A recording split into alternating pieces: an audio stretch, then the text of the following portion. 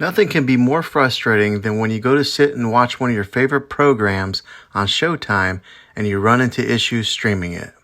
Well, in today's tech video, I'm going to show you how to fix Showtime if it isn't working on your Toshiba TV.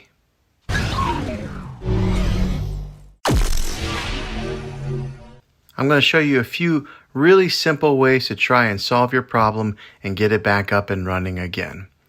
Now the first one, it's the easiest one to try, and that is to unplug your TV from the wall outlet and wait 60 seconds. Now don't be impatient here, wait the whole 60 seconds, then plug it back in. This is very different from turning your TV on and off with your remote control. This is what we call a hard reset of your TV. So make sure you do this method.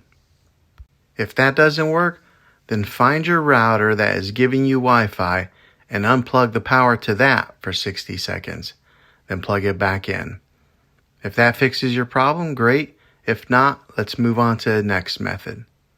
And that would be to try deleting the Showtime app on your TV.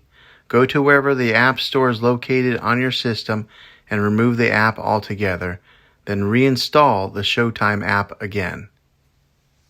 After you reinstall it, you might have to log back in with all your credentials, but hopefully this worked. If this doesn't work, then I would recommend buying an affordable Roku stick or Amazon Fire Stick and plug that into your TV and use it as your main streaming player. You'll be able to access Showtime that way. I'll put links in the description down below of where you can get one. Well, hopefully this video was helpful to you. If it was, go ahead and throw a thumbs up on it.